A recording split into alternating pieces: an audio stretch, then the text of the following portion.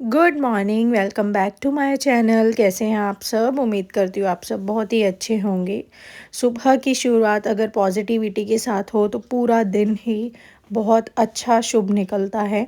यहाँ हो रही है सुबह, दोनों बच्चे जा चुके हैं स्कूल और यहाँ हो रही है अब घर की साफ़ सफाई शुरू और घर के सारे काम शुरू। जब बच्चे स्कूल चले जाते हैं उसके बाद ही मैं साफ़ सफाई करती हूँ, क्योंकि मैं जब सुबह उठती हूँ तो बच्चों के ब्रेकफास्ट में, बच्चों के लंच प्रिपरेशन में और किचन वर्क में ही सुबह का 1 डेढ़ घंटा चला जाता है।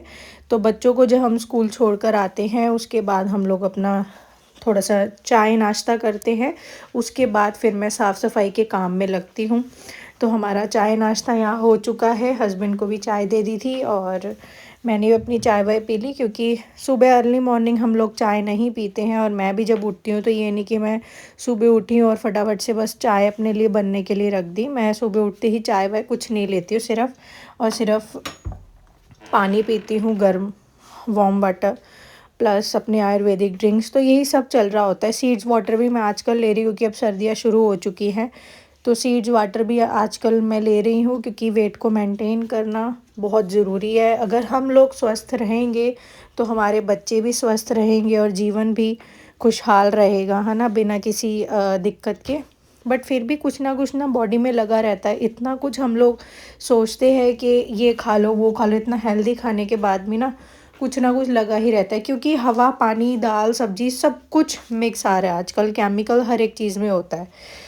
तो बस वही बात है। और यहाँ पे देखिए अब धूप आ रही है। यहाँ पर मैंने ना विंडो के कर्टन साइड में कर दिए, तो कितना अच्छा लगता है ना अगर घर में जो है धूप आए।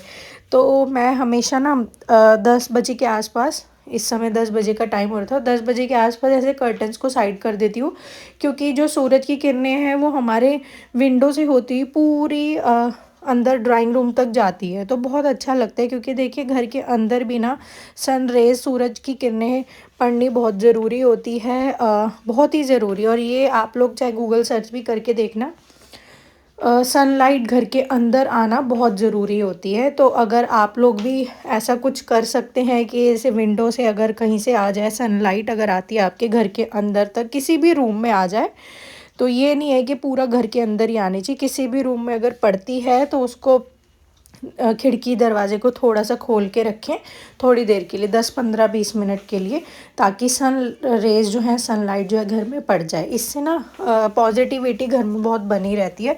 तो 10 बजे के आसपास पूरा जो सन होता है ना वो हमारे विंडो के बिल्कुल सामने होता है, बिल्कुल सामने। तो उसको मैं हटा देती हूँ कर्टेंस को। देन उससे हमारे पूरे ड्राइंग रूम में, आप लोग देख ही चुके हैं कि ऐसे टेबल एरिया, ये सारा यहाँ पर पूरी सनरेज आती है, तो बहुत अच्छा लगता है।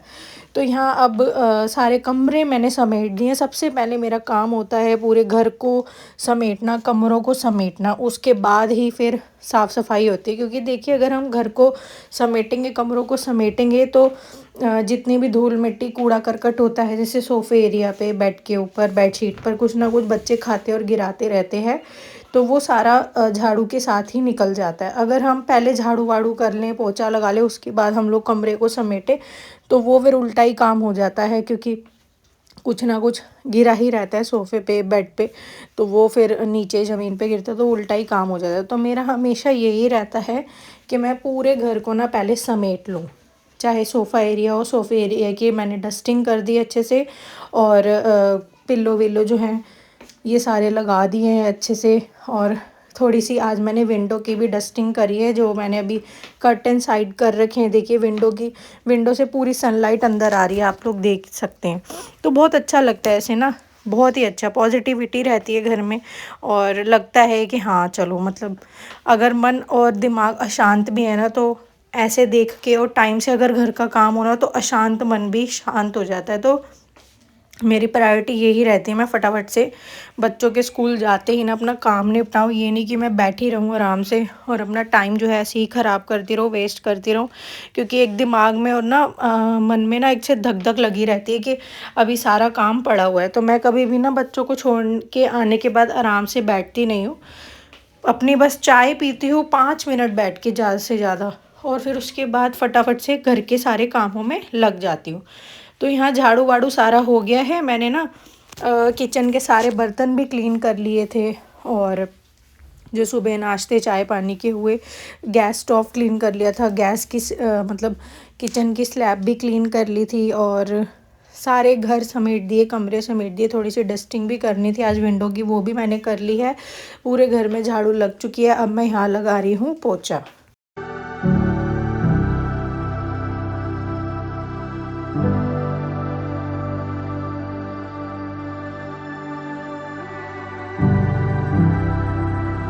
और मेरा जो पोछा होता है ना, वो 10 15 20 मिनट वाला नहीं होता है, और मेरा झाड़ू भी 10 20 मिनट वाला नहीं होता है। मेरे को झाड़ू झाड़ू में ही लग जाते हैं 20 25 मिनट। अच्छे से मैं झाड़ू लगाती हूँ, सारा सामान हटा हटा के, टेबल छोटी सी और सोफ़े के जो पफिन्स ये टाइप से रखे हुए हैं, ये सारा हटा हटा के, देखिए अब मैं पोछा भी सारा सामान हटा हटा कर ही लगा रही हूँ।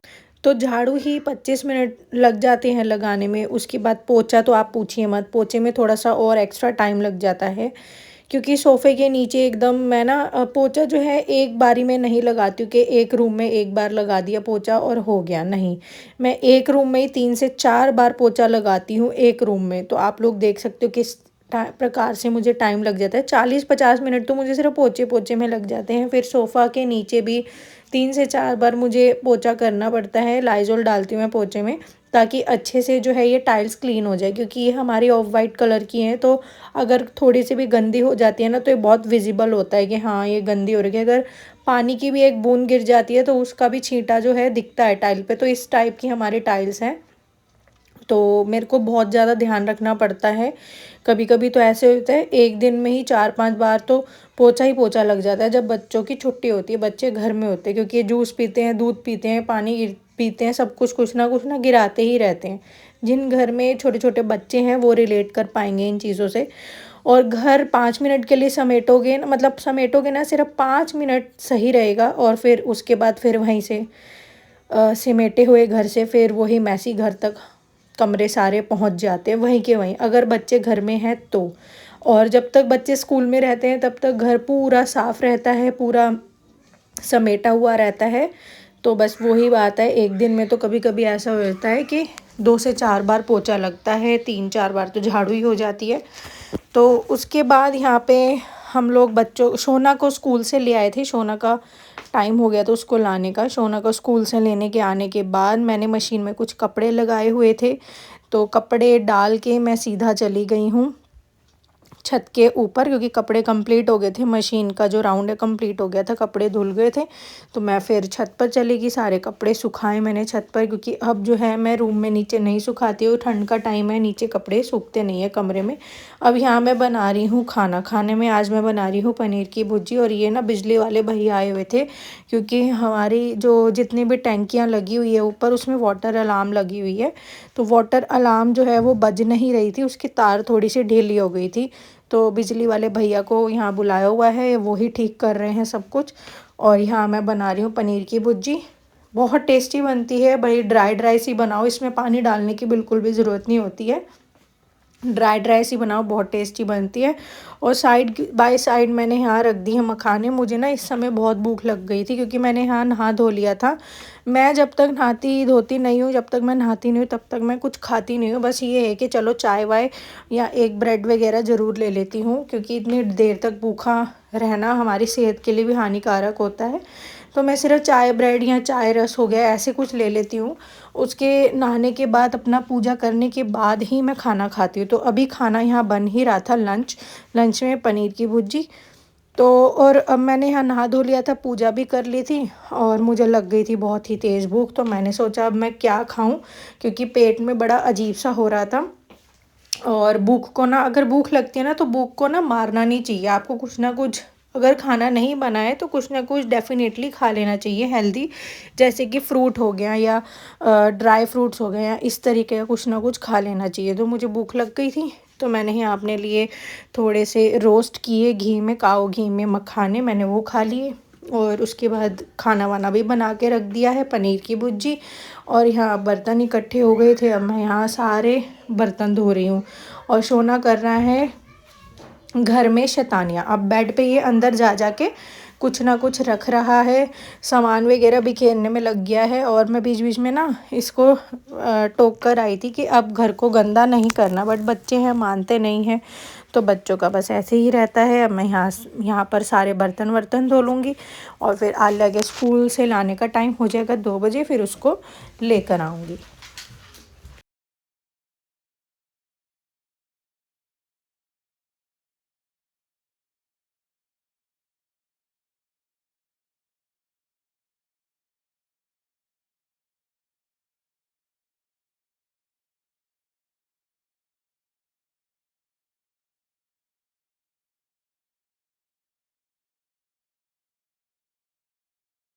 तो मैं यहाँ बर्तन धोकर ही हटी थी, तो हस्बैंड बोले मेरे लिए लंच डाल दो, भूख लगाई थी इनको भी। तो मैंने यहाँ फटाफट से गर्मा गर्म रोटी बनाई पनीर की भुर्जी के साथ, और यहाँ पर साथ के साथ काट दिए हैं सैलेड। सैलेड में प्याज और खीरा। पनीर की भुर्जी के साथ अगर आप सैलेड लेते हैं ना, इस पे थोड़ा सा डाल दीजिए काला नमक, नींबू और चाट मसाला, बहुत टेस्टी लगता है। और ये देखिए मैंने आप लोगों को बताया था ना कि कितना ही घर समेट लो, जब तक बच्चे घर नहीं आ जाते तब तक घर सिमटा हुआ रहता है, फिर वहीं का वहीं पहुंच जाता है। और आप लोग देख ही सकते हो, पूरा बेड मैंने समेट रखा था और शोना ने क्या हाल कर दिया, कुछ ना कुछ उस पर रख ही दिया, सारा बिखेर दिया। बट कोई बात नहीं, बच्चों को मैं बिल्कुल भी डांटती नहीं हूँ, क्योंकि इसी को ही कहते हैं बचपना। तो चलिए इसी के साथ करते हैं इस वीडियो का यहीं पर एंड, मिलते हैं नेक्स्ट वीडियो में। Bye bye.